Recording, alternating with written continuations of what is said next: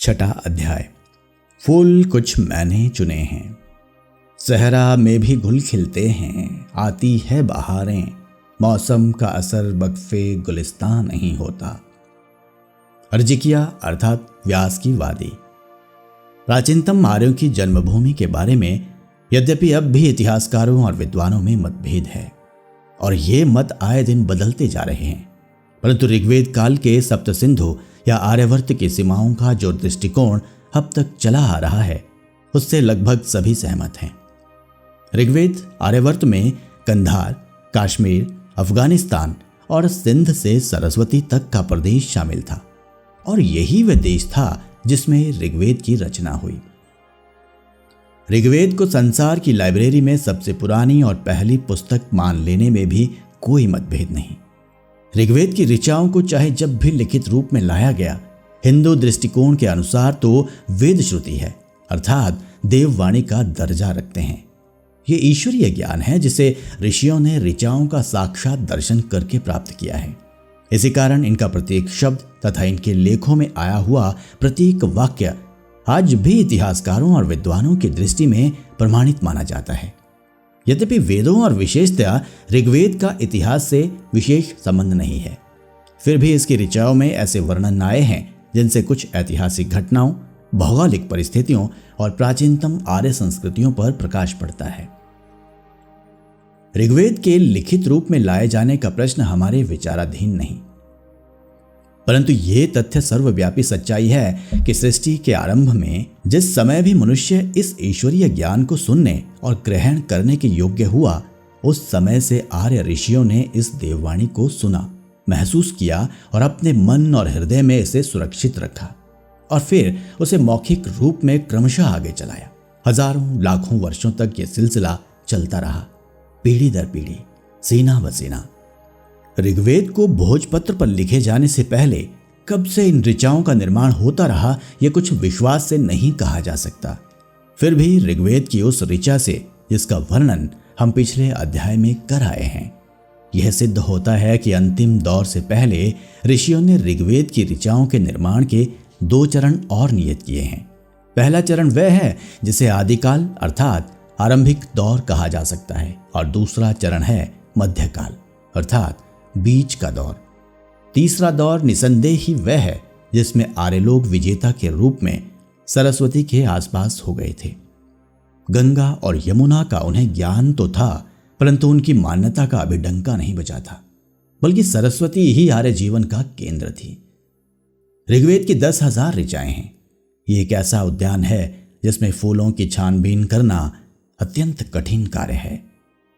ये एक ऐसा जंगल है जिसके घने वृक्षों में से गुजरना और उन्हें पहचानना साधारण परिस्थितियों में संभव नहीं। और फिर उस समय की ऋग्वैदिक भाषा भी तो ऐसी विचित्र है जिसके अर्थ और भाव को समझना आसान नहीं। जिन विद्वान लोगों ने वेदों पर भाष्य लिखे हैं, उनमें से प्रत्येक ने अपने ही दृष्टिकोण और अपने ही विचारों के अनुसार वेद के किसी भी शब्द के अर्थ को निकाल लिया है। बहरहाल इन सारी कठिनाइयों के बावजूद भी हमने इस उद्यान से कुछ फूल चुनने का प्रयत्न किया है जिनसे आदिकाल अर्थात ऋग्वेद की ऋचाओं के निर्माण के आरंभिक दौर पर न केवल रोशनी पड़ती है, वरन कुछ ऐसे राज भी हैं जिन पर से पर्दा उठता है।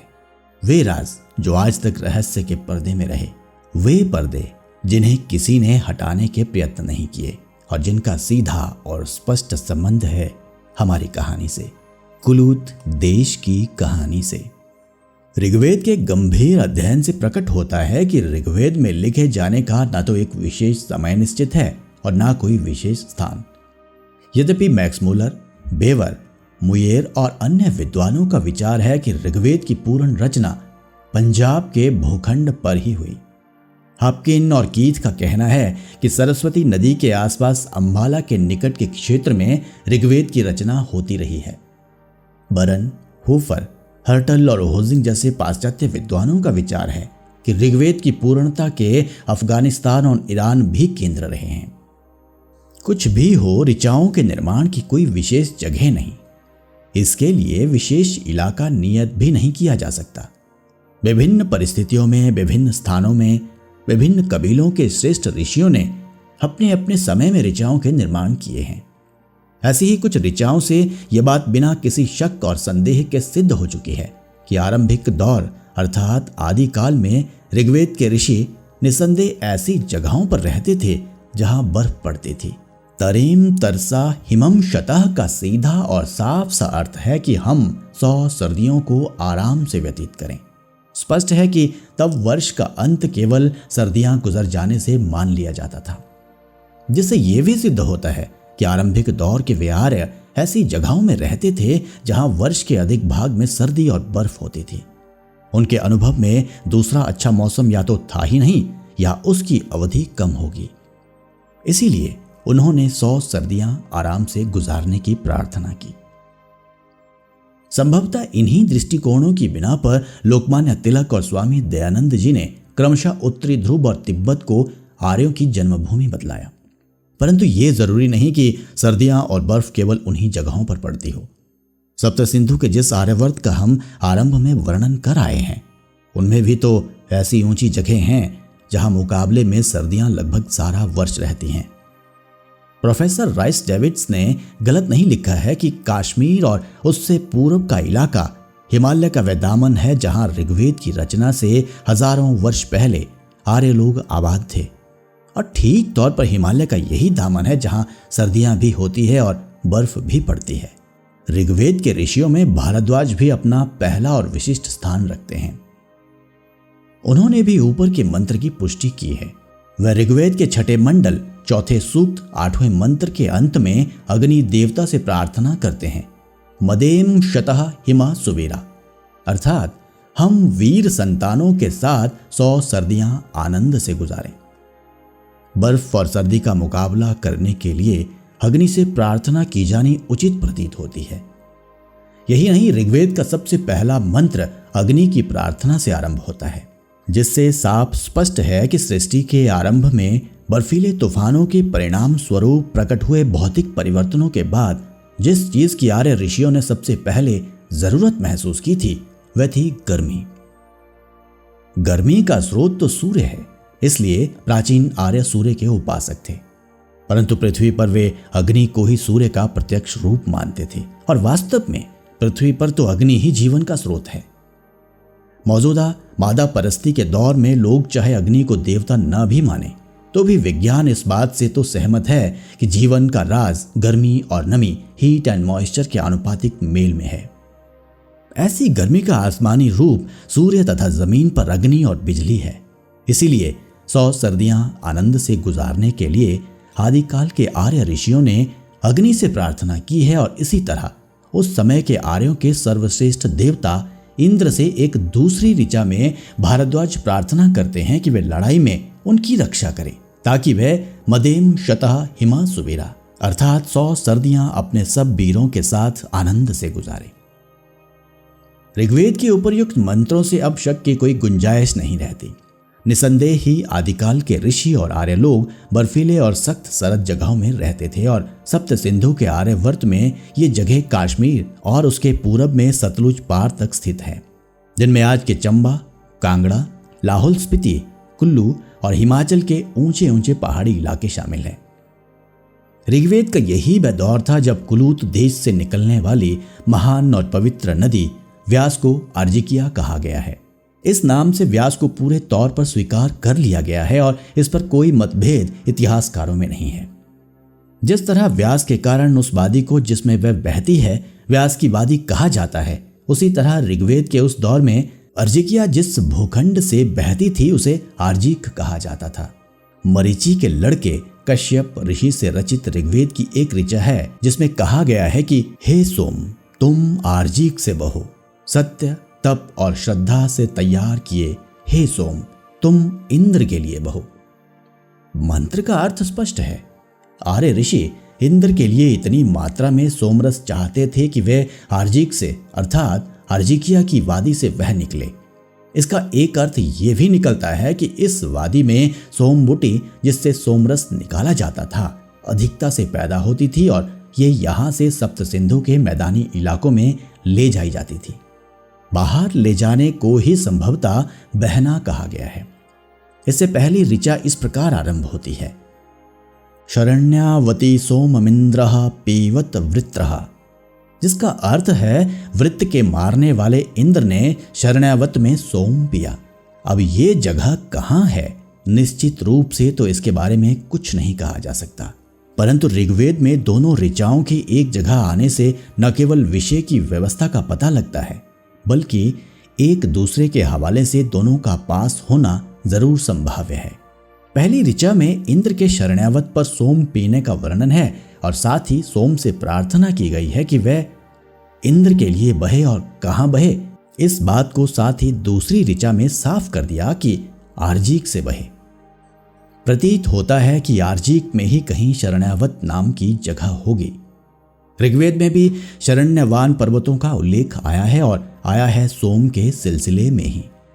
इसकी व्याख्या करते हुए राहुल सांकृत्यायन अपनी पुस्तक ऋग्वैदिक आर्य के पृष्ठ 11 पर लिखते हैं कि शरण्यावत चौहान नदी के ऊपर वाले प्रदेश का नाम प्रतीत होता है, जो कि अर्जिकिया की सीमा में पड़ता था। अतः पहली और दूसरी ऋचाओं का सिलसिला स्थापित हो जाने से अब आर्जिक से सोम बहने की बात पक्की हो गई और ये बात सिद्ध हो गई कि ऋग्वैदिक काल में व्यास की वादी और इससे संबंधित इलाके सोम के लिए प्रसिद्ध थे और यहाँ से आर्यों के लिए हर तरफ को बहुत बड़ी मात्रा में सोम नाम की बूटी बाहर भेजी जाती थी। यही नहीं, उपर्युक्त ऋचाओं से तो यह भी पता चलता है कि आर्यों के सबसे बड़े तथा तेजस्वी देवता इंद्र ने स्वयं जाकर वहां सोम पिया है। इंद्र वहां क्यों गए, यह भी पहली ऋचा से स्पष्ट प्रतीत हो रहा है। वह हिमालय की इन चोटियों पर वृत्र नाम असुर को मारने गए थे, क्योंकि जिस नाम की प्रशंसा में ऋग्वेद भरा पड़ा है उसे वृत्रहंता कहा गया है, अर्थात वृत्र को मारने वाला। ऋग्वेद की कितनी ही ऋचाओं से यह स्पष्ट होता है कि वृत्र ने सप्त सिंधुओं के प्रवाह को रोका हुआ था। उस समय सप्त सिंधु की 7 नदियों का या तो अस्तित्व नहीं था या उनके बहाव का रुख कुछ ऐसा था जिससे इस भूखंड को लाभ नहीं पहुंचता था, जिस पर आर्य लोग आबाद हो रहे थे। सच पूछें तो ऊपर की ये दोनों बातें उपयुक्त है। सप्त सिंधु की 7 नदियों के अस्तित्व की कल्पना तो दूर रही, हिमालय की ढलानों में इकट्ठे हुए पानी का जो रुख किसी समय था उसका नक्शा संभवतः हम अपने मस्तिष्क में बना ही नहीं सकते। किसे विश्वास होगा कि मानसरोवर से निकलकर ब्रह्मपुत्र और सतलुज नदियां उत्तरी ढलान की ओर पानी जमा करती हुई सिंधु नदी में जा मिलती थी। इस तरफ न गंगा थी और न यमुना। एक था विशाल समुद्र जो राजपुताने के मरुस्थल की जगह पश्चिम में अरब खाड़ी और पूरब में बंगाल की खाड़ी से मिला हुआ था। और तब भारतवर्ष उत्तर और दक्षिण 2 भागों में बंटा हुआ था। पुराणों की अनुश्रुतियों के अनुसार इक्ष्वाकु वंशी अयोध्या के राजा भागीरथ ने हिमालय से गंगा को लाया। ये चाहे उसके तप से था या उस समय की इंजीनियरिंग का कमाल था। इसी प्रकार की एक और अनुश्रुति है कि हिमाचल प्रदेश के बुशहर राज्य का एक बहादुर राजा था बाणासुर। इस इलाके में उस समय सतलुज नाम की नदी नहीं थी। सारा इलाका शुष्क था और पानी की आवश्यकता थी। बाणासुर संभवतः भागीरथ की तरह पानी की तलाश में निकला और मानसरोवर तक जा पहुंचा, जहां उसने देखा कि ब्रह्मपुत्र, जिसे सांगपो कहते थे, पूरब की ओर से आकर मानसरोवर में गिरता था। उत्तरी पहाड़ों का नीला और लाल पानी भी मानसरोवर में गिरता था। एक जनश्रुति के अनुसार उस समय भगवान शिव अपना तांडव नाच कर रहे थे, या यूं समझ लें कि बाढ़ और भूचाल जोरों पर थे, जिनके परिणाम स्वरूप कैलाश पर्वत पहले भगवान शिव की ठोकर से जमीन में धंस गया और फिर मानसरोवर के निकट ही उभर आया। इस भौतिक धमाके से ऐसा उथल पुथल हुआ कि मानसरोवर, जो ब्रह्मपुत्र की अंतिम मंजिल थी, अब उसका स्रोत बन गया और बजाय पूरब से आकर मानसरोवर में गिरने के, मानसरोवर से निकलकर दक्षिण की ओर बहना आरंभ हुआ। मानसरोवर का कुछ पानी सिंध में चला गया और कुछ राक्षताल में।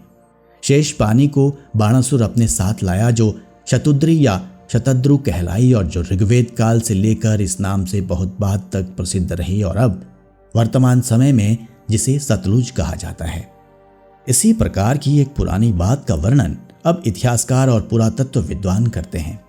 उनके पास ऐसे प्रमाण मौजूद हैं जिनसे पता लगता है कि इन भौतिक परिवर्तनों के दूसरे या तीसरे दौर में हिमालय के बीच में से पश्चिम से पूरब की ओर एक बहुत बड़ी नदी बहती थी, जिसे पिलग्रिम जैसे विद्वानों ने शिवालिक नदी का नाम दिया है।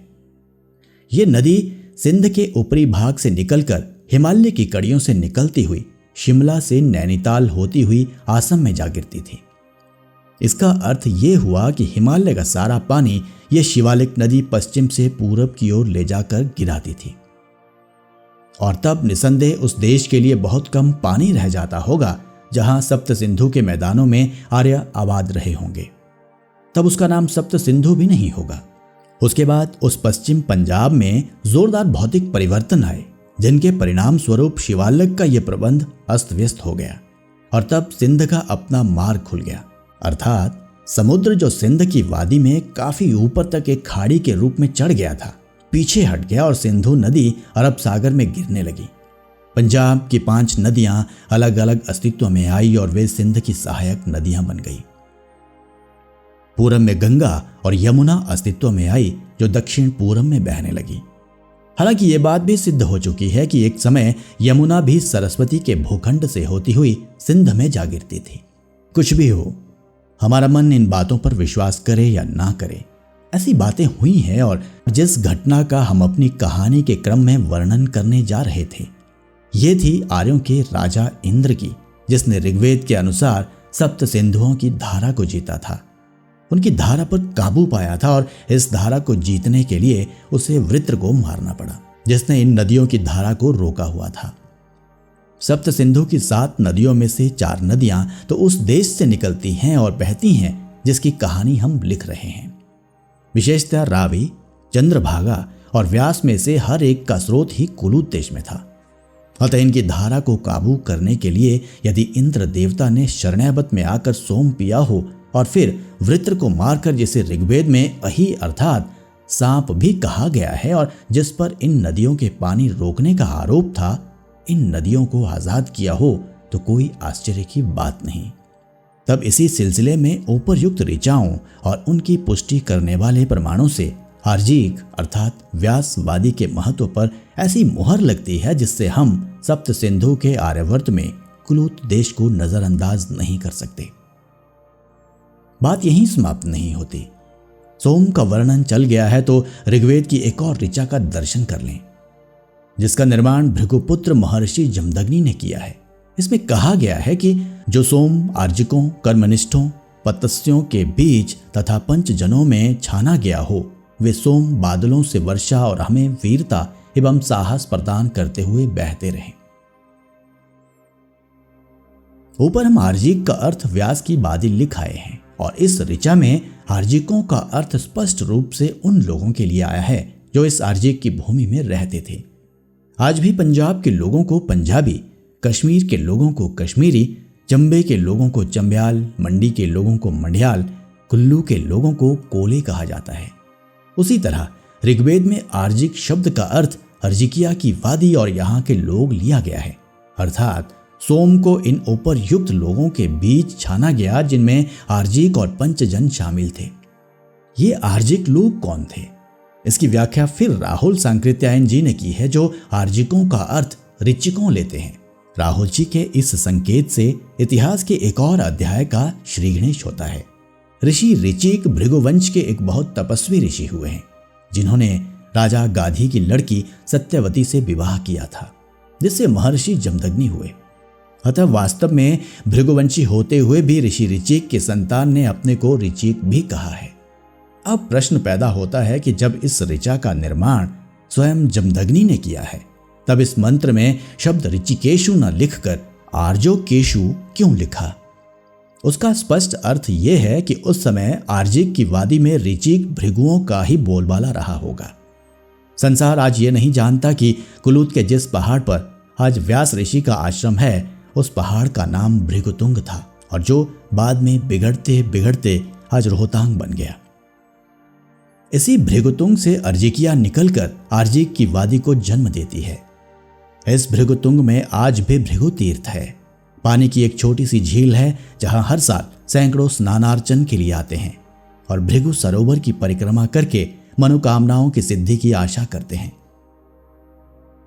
इसी भृगु तीर्थ का पानी मनाली से 2 मील मनाली राहला सड़क पर निकलता है, जिसे पंडित जवाहरलाल नेहरू जी के नाम पर नेहरू तीर्थ कहते हैं।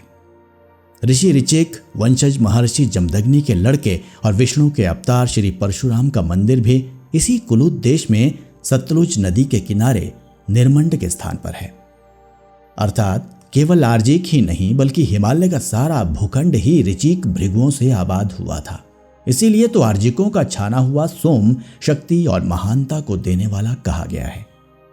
व्यास की वादी या यूं कहें कुल्लू की वादी में रहने वाले उन प्राचीन आर्यों के कारण, जिन्हें ऋग्वेद ने आर्जिक कहा है, कुलूत देश की न केवल शान बढ़ी है बल्कि अपनी इस महानता और प्राचीनता पर इस पहाड़ी प्रदेश के लोग जितना भी गर्व करें कम है। इस समय आर्जिक शब्द का वर्णन सोम शब्द के संबंध से ही होता रहा है और सोम प्राचीन आर्यों के लिए अत्यंत स्वादिष्ट पीने का रस था, जिसे पीकर न केवल वे अपनी आयु लंबी करते थे, स्वास्थ्य ठीक रखते थे, वरन लड़ाइयों में वीरता के वे जौहर दिखाते थे कि शत्रु के छक्के छूट जाते थे। आर्य लोग सोम अपने देवताओं को भेंट करते थे और देवता लोग बिना भेदभाव के आकर उस सोम को पीते थे।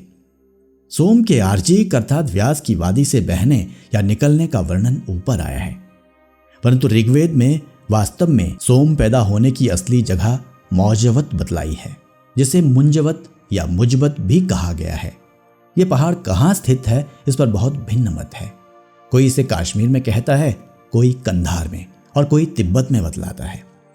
हैरानी की बात यह है कि तिब्बत के लोग भांग के पौधे को सोम राजा कहते हैं, परंतु इसके प्रयोग से नितांत अपरिचित है। कुल्लू में एक छोटी सी पहाड़ी है जिसे आज भी मुज्जग कहते हैं।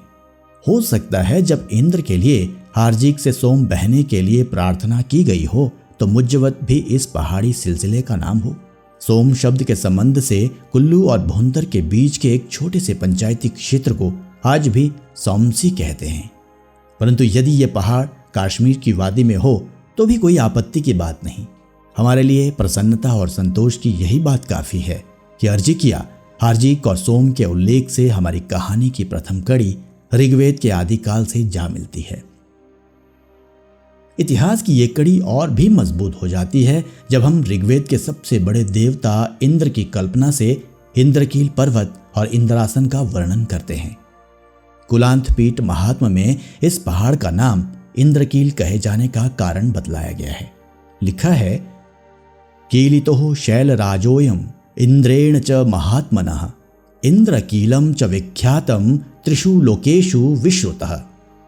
अर्थात सृष्टि के आरंभ में जब सारे पहाड़ इधर से उधर डोलते फिरते थे और कोई भी स्थिर नहीं होता था, तब इंद्र ने इस पर्वत को कील दिया और इस जगह स्थिर खड़ा कर दिया। इसका असली नाम शैलगिरी था, जो अब बिगड़कर शीघ्री रह गया है। यह पर्वत कुल्लू और स्पीति के बीच स्थित है और इसकी सबसे ऊंची चोटी को स्थानीय लोग अब भी इंद्रकिला कहते हैं। पहाड़ों में इसी सिलसिले में इंद्रकील से थोड़ी दूर पर इंद्रासन है, जिसे देव टिब्बा कहते हैं। इंद्र चूंकि देवताओं के राजा हुए हैं, इसलिए यह बिल्कुल संभव है कि इस इंद्रासन पर बैठकर वे अपना काज चलाते हों।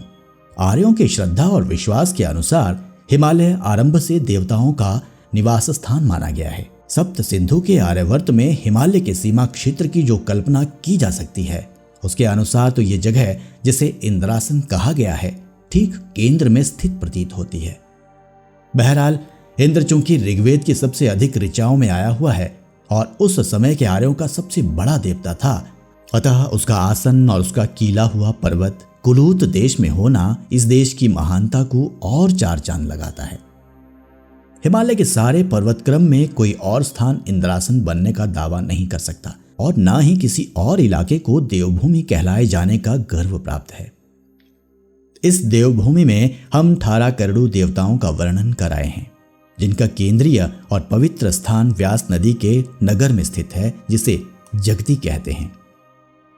यूं तो ऋग्वेद के इस मंत्र को छंदों के संबंध में कहा गया है, परंतु प्रत्येक छंद का एक या एक से अधिक देवता भी माना गया है, जो इस छंद में छुपा रहता है और उसे अपने वजन और माप में ठीक रखता हुआ इसे शक्ति प्रदान करता है। छंद मंत्रों के वजन और मापतोल का नाम है। बोल और बोलने के ढंग को भी छंद कहते हैं। ऋग्वेद की इस ऋचा के अनुसार अग्नि ने अपनी बोली के लिए गायत्री छंद को अपनाया। सोम, इंद्र, सूर्य आदि देवताओं के अनुष्टुप आदि दूसरे छंदों से संबंध स्थापित किया। इसी तरह जगती छंद में संसार के सारे देवता आकर स्थित हो गए, अर्थात जगती सभी देवताओं, वचन और बोलने का केंद्र बन गया। जिस तरह गायत्री छंद भी है और देवी संध्या का भी रूप है, इसी तरह जगती चाहे छंद हो, देवता मानते हुए इसे सभी देवताओं का रूप माना जा सकता है और सभी देवताओं के इस सामूहिक रूप का केंद्र स्थापित हुआ व्यासवादी के नगर गांव में। ऋग्वेद की उपरयुक्त ऋचा में ऊपर लिखित विचार को बिल्कुल साफ ढंग से लिखा है कि विश्वान देवान जगत्य विवेश, अर्थात संसार के सब देवता जगती में आकर स्थिर हो गए और संभवतः इसी अनुश्रुति से आज तक संसार भर के नहीं तो कुल्लू भर के देवता अपने इस केंद्रीय स्थान पर आना और आकर यहाँ यज्ञ करना अनिवार्य ही नहीं वरन धर्मपरायण कार्य समझते हैं। कभी देश पर बहुत बड़ी आपत्ति आ पड़े तो यहाँ कुल्लू भर के देवता इकट्ठे होते हैं, जिसे जगती पूछ कहा जाता है। अपने देवताओं से आमने सामने बात करना प्राचीन आर्य लोगों की एक विशेषता थी और इसी को दृष्टि में रखते हुए इस जगती पूछ के अवसर पर इकट्ठे हुए लोग अपने देवताओं से आई हुई विपत्ति के बारे में पूछते और देवता अपने गुर या चेले में आध्यात्मिक रूप में प्रकट होकर उन संकटों के कारण और उनके निवारण के लिए उपाय बताते हैं। जिस तरह देवताओं के राजा इंद्र का अपना केंद्र इंद्रासन में है, जिसका हम ऊपर वर्णन कर चुके हैं, उसी तरह देवताओं की अपनी सभा का केंद्र स्थान ये जगती है। यहाँ एक बहुत बड़ा सपाट पत्थर है जो देवताओं की सभा के प्रधान के आसन के लिए नियत प्रतीत होता है, क्योंकि इसे प्रायः देवताओं का तख्त या सिंहासन ही कहा जाता है। एक बहुत पुरानी अनुश्रुति के अनुसार इस शैलासन को भृगुतुंग की एक चट्टान से काटा गया था और सारे देवताओं ने मधुमक्खी का रूप धारण करके उसे यहाँ से उठाकर नगर लाया था। वैज्ञानिक युग के लोग तो इतनी बड़ी शैलशिला का मधुमक्खियों द्वारा उठाया जाना संभवतः स्वीकार ना करें, परंतु जो प्रकृति की रहस्य भरी शक्तियों की गहनता कुछ समझते हैं और जो आध्यात्मिकता के छुपे हुए रहस्य से कदरे परिचित हैं, वे अनुश्रुति पर अवश्य विश्वास करते हैं। देवताओं के सिंहासन को जगती पॉट कहते हैं। एक बार फिर हम ये कहने का साहस करते हैं कि हिमालय की गोद में कोई भी दूसरा स्थान अपने आप को जगती अर्थात देवताओं का आसन कहने का दावा नहीं कर सकता। ये ऋग्वैदिक काल के आर्यों की देन है और इसका गर्व कुलूत देश को ही है। पिछले एक अध्याय में हमने 18 करोड़ देवताओं का उल्लेख करते हुए यह बतलाया था कि महर्षि जमदग्नि ने आर्यवर्त को देवता की साकार मूर्ति दी और सारे देवताओं को, जिन्हें विश्व देवा कहा गया है, 18 टोकरियों में रखकर सुरक्षित किया था। जगती को इनका केंद्रीय स्थान नियत किया था और निसंदेह यह महर्षि जमदग्नि के समय की ही घटना है जब इन 18 करोड़ देवताओं ने, जिनमें संसार भर के सभी देवताओं का समावेश माना जाता है, मधुमक्खियां बनकर 18 करोड़ के लिए यह शैलासन भृगुतुंग से उठा लाया। यदि जगती को छंद की व्याख्या से ना भी माना जाए तो जगती का शाब्दिक अर्थ जगत से संबंध रखता है। जगत का अर्थ संसार, अतः जगती का अर्थ संसार का केंद्र और ये जगह निसंदेह संसार का केंद्र है। ऋषियों ने तथा ज्योतिष के विद्वानों ने सुमेरु पर्वत को संसार का केंद्र माना है, परंतु कुलूत भी तो सुमेरु के इर्द गिर्द का ही देश है, अतः सुमेरु के आसपास का इलाका भी संसार का केंद्र हो सकता है। अब हम पाठकों को कुलूत देश की महानता का एक और फूल ऋग्वेद उद्यान से चुनकर पेश करते हैं। ऋग्वेद की एक ऋचा है जिसका अर्थ है, हे रुद्र, आकाश के ऊपर से छोड़ी हुई तुम्हारी जो बिजली पृथ्वी पर प्रकट हो रही है वे हमारा पीछा करना छोड़ दे। इसके बाद एक शब्द आया है स्वपिवात, जिसका अर्थ है स्वयं पीने वाला, और फिर ऋचा का अर्थ है कि हे स्वयं पीने वाले, तुम्हारी हजारों औषधियां हैं, हमारी संतान को हानि ना पहुंचाओ। प्रकट है कि रुद्र ने बिजली को पृथ्वी पर छोड़ा, जिससे ऋषि वशिष्ठ को इस ऋचा के निर्माता हैं और ऋग्वेद के पुराने ऋषि हैं, अपने लोगों समेत भय हुआ।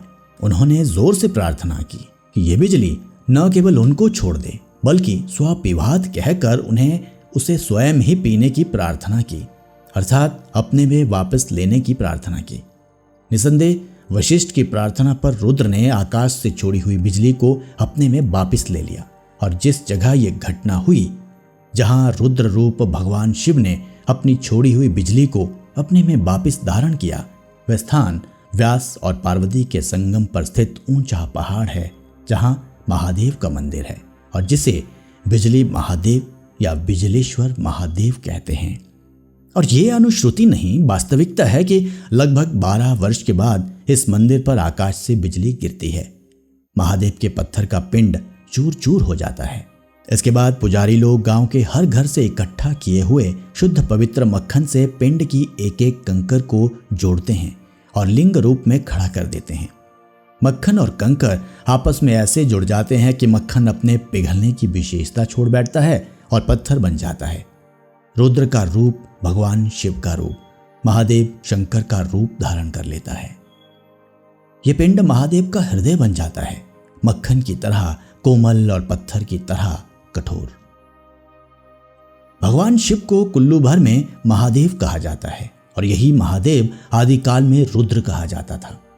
रुद्र की प्रार्थना में जो उपरयुक्त ऋचा महामुनि वशिष्ठ ने रची है, वह स्वयं आध्यात्मिक और भौतिक दार्शनिकता से भरी पड़ी है। वेद मंत्रों की यही तो विशेषता है कि शाब्दिक अर्थ कुछ और, भेद की बात कुछ और। जिस तरह महाभारत के विराट स्वरूप को देखने के लिए अर्जुन को दिव्य दृष्टि की आवश्यकता पड़ी थी, ठीक उसी तरह वेद मंत्रों के सांकेतिक भावों और रहस्यों की गहनता समझने के लिए भी एक विशेष आध्यात्मिक ज्ञान का होना आवश्यक होता है। अन्यथा शब्द और अर्थ के घने जंगल में घूमते फिरते तो कांटों में उलझने के सिवाय शायद ही कुछ बन पाए। और कवि के शब्दों में हालत कुछ ऐसी होगी, मिट गया घिसने में उस उकदे का वाह हो जाना। यदि इस ऋचा की आध्यात्मिक और भौतिक दार्शनिकता की पूर्ण व्याख्या करने लगूं तो एक अलग विषय बन जाता है। यहाँ केवल इस कदर बतलाकर संतोष करता हूँ कि प्रकृति के कारखाने से बिजली कदरे अधिक मात्रा में डिस्चार्ज होने लगी और इससे प्राचीन आर्य लोगों को भय होने लगा, क्योंकि अनायास चारों ओर विद्युतपात होने से हाहाकार तो मच सकता था। तब ऋषियों ने प्राकृतिक विषय के महामंत्री भगवान रुद्र को, जिन्हें महादेव भी कहा जाता है और जिन्हें बाद में शिवशंकर भी कहा गया, इस ऋचा के रूप में नम्र निवेदन किया। महादेव ने तीसरे नेत्र का लेंस खोलकर योजना का तुरंत सर्वेक्षण किया और एक ऐसा स्थान निश्चित किया जहां प्रकृति की इस अतिरिक्त शक्ति को अपने शरीर अर्थात ब्रह्मांड में समेट सके। तभी व्यास और पार्वती के संगम पर स्थित उस ऊंचे पहाड़ पर बिजली कौंधी। चकाचौंध रोशनी चारों ओर से लपक कर पहाड़ की चोटी पर गिरी, ध्वसित हुई और न जाने कितनी गहराई में जाकर व्यास और पार्वती के संगम में शांत हो गई, ताकि दोबारा उभर ना सके और प्राचीन तथा अर्वाचीन लोगों के लिए बिजली गिरने का भय कम हो जाए। ये था शब्द स्वापिवाद का अर्थ और ये था बिजली महादेव का स्थान, भगवान रुद्र का वह बिजली घर, जहां आज भी बिजली को भूयोजित करने का सबसे बड़ा विचित्र स्वचालित केंद्र है, जिसका संकेत ऋग्वेद की इस ऋचा में महर्षि वशिष्ठ ने तब किया है जब प्राचीन आर्य लोग इन्हीं पहाड़ों में अपने पूज्य और साक्षात देवताओं की रक्षा में रहते थे। तिब्बत की धार्मिक पुस्तकों में इस स्थान का महत्व उत्तरी हिमालय भर में पवित्रतम माना गया है। कुल्लू की भाषा में एक वाक्य है, बीजहरी बीज, अर्थात साफ आकाश की बिजली। बादलों से बिजली गिरने की बात तो आम है, परंतु प्रतीत होता है कुलूत देश के प्राचीन लोगों को निर्मल आकाश से बिजली गिरने का पता था। इसलिए जब कोई आदमी झूठ बोलता हो या बहुत बड़ा अपराध करता हो तो उसे ऐसा कहकर कि तुझ पर निर्मल आकाश से बिजली गिरे शाप दिया जाता है। इससे स्पष्ट होता है कि ऋग्वेद काल से लेकर लोग ये जानते हैं कि केवल बादलों में ही नहीं बल्कि प्रकृति के इस कारखाने में भी बिजली जैसी कोई शक्ति हर समय विद्यमान रहती है, जिसकी उचित मात्रा उत्पादन और विकास के लिए लाभदायक होती है, और ये भी कि इस शक्ति को तबाही के लिए भी प्रयोग में लाया जा सकता है। आज भी ऋग्वैदिक आर्यों की संतान इस वाक्य अर्थात बीजहरी बीज को कहती तो है, परंतु उसकी दार्शनिकता को संभवतः समझती नहीं। बहरहाल इस ब्यौरे के बाद ऋग्वेद की ऋचाओं का जिनका संबंध कुलूत देश की कहानी से जोड़ने का हमने प्रयत्न किया है, वह दौर समाप्त हो जाता है, जिसे आरंभ में हम आदिकाल या आरंभिक दौर कहे आए हैं। तब व्यास का नाम था अर्जिकिया, व्यास की वादी और यहाँ के लोगों को कहते थे आर्जिक। आरंभ के इस दौर पर विचार समाप्त करने से पहले शब्द आर्जिक को एक नए दृष्टिकोण से विचाराधीन लाना चाहता हूँ। शब्द आर्जिक की ये नई व्याख्या भाषा विज्ञान के अधीन न केवल उचित है वरन बिल्कुल वैज्ञानिक प्रतीत होती है। न केवल कुल्लू में बल्कि पंजाब भर में बोली जाने वाली भाषाओं में प्रायः ऐसे शब्द हैं जिनमें संस्कृत के अक्षर य को ज बोला जाता है। जैसे युग को जुग, योद्धा को जोधा, यश को जश, योग को जोग, योगी को जोगी कहते हैं। कुलूत के इलाके में तो विशेष रूप से ऐसे शब्द हैं। यज्ञ को जग, यम को जम या जौ, यव को जव, यजमान को जजमान या जमान, यक्ष को जच, योगिनी को जोगिनी, कार्य को कारज, आर्यमुख को आर्जमुख कहा जाता है। या को जा बोले जाने की इस साधारण प्रवृत्ति भाषाई आयाम के अधीन आर्जिक शब्द वास्तव में आर्यिक है या आर्यक हो सकता है, क्योंकि कश्मीर और उसके पूरब के इस इलाके में सबसे पहले आर्य आबाद थे। इसलिए इस इलाके को आर्यिक अर्थात आर्यों की भूमि कहा गया है, जिसका उच्चारण प्रवृत्ति और अयास प्राचीन आर्य लोगों से चली आती रही है। अतः इस देश में उस समय रहने वालों के उच्चारण के अनुसार वहां के ऋषियों ने भी इसी उच्चारण में आर्जिक कहा और जो कहा बाद में लिखा भी गया। अर्जिकिया वस्तुतः आर्यिकिया से बना है और तब संभवतः कश्मीर के पूरब में सारे प्रदेश को आर्यक कहा जाता होगा और तभी इस इलाके की सबसे महान और पवित्र नदी को आर्यकिया या आर्जिकिया कहा गया। उस समय की भौगोलिक स्थिति या नदियों के अस्तित्व का चित्रण हम ऊपर कर आए हैं। हो सकता है कि जब ये नदी मौजूद न थी, ये शिवालक नदी हिमालय में पश्चिम से पूरब की ओर बहती ऊपर ही ऊपर सिंध से आर्यक से गुजरती हुई शिमला और नैनीताल से आगे आसाम में जा गिरती थी। तब कश्मीर के पूरब में ब्यास ही सबसे बड़ी नदी हो जो आर्यक से बहती हो और इसलिए उसे आर्यकिया या अर्जिकिया अर्थात आर्जिक में बहने वाली कहा गया हो। ऐसा प्रतीत होता है कि पूरब में शतद्रु अर्थात सतलुज का वर्तमान मार्ग बाद में बना हो और व्यास को आर्यकिया नाम उससे पहले दे दिया गया हो। जैसा कि हम बार बार लिख आए हैं कि तब कुलूत का सीमा क्षेत्र अवश्य विशाल होगा। यही आर्यक अर्थात आर्य देश बाद में कुलूत कहलाया होगा। आर्यक में शतद्रु के दूर पूर्व की ओर का हिमाचल प्रदेश भी शामिल होगा, जिसका स्पष्ट प्रमाण हिमाचल की एक रियासत अर्की के नाम से मिलता है, जो अवश्यमेव आर्यकी शब्द होगा। आर्य को अर्य भी कहा जाता था, इसलिए आर्यकी से अर्की कहा जाना बिल्कुल उपयुक्त प्रतीत होता है। हो सकता है कि तब आर्यकी का आर्जिक प्रदेश अर्की और उसके आसपास का इलाका हो और कुलूत के नाम पर बाद में एक बड़ा राज्य स्थापित हुआ हो। ये बहुत बाद की बात होगी। प्राचीनतम समय का यह आर्यक देश यदि शिमला की पहाड़ियों तक फैला हुआ था तो उत्तर में यह लद्दाख और तिब्बत की सीमा तक फैला हुआ होगा। इसका स्पष्ट प्रमाण इस बात से मिलता है कि ऋग्वेद की ऋचाओं में इस देश का वर्णन केवल सोम के संबंध में आया है। ये सोम उस समय के आर्यों के जीवन का सबसे आवश्यक भाग था, जिसे पीकर वे शक्ति और नशा दोनों प्राप्त करते थे। लाहौल स्पीति, लद्दाख और तिब्बत तक के इलाकों में आज भी आर्यों के सोम रस का नाम वह शराब है जिसे वे अर्क कहते हैं। बहुत पुराने समय में कुलुत भाषा में भी शराब को अर्क ही कहा जाता था। इससे सिद्ध होता है कि जिस सोम रस के संबंध में ऋग्वेद में कहा गया है कि जिसे आर्जिकों ने छाना तथा जिसे आर्जिक से बहने के लिए प्रार्थना की गई है, ये वही अर्क है जिसे आर्जिकों ने छाना, अर्थात आर्यों के सबसे प्रिय वस्तु को अर्क कहा गया। यही चीज थी जो इस देश में पर्याप्त होती थी और जो सारे आर्यवर्त को सप्लाई की जाती थी। तिब्बत की भाषा में एक शब्द है जिसे सुमाचर हर्ष कहते हैं। यह कुछ बूटियों के संग्रह का नाम है जिससे अर्क अर्थात शराब बनाया जाता है। यह चीज चीन और जापान तक सप्लाई होती है।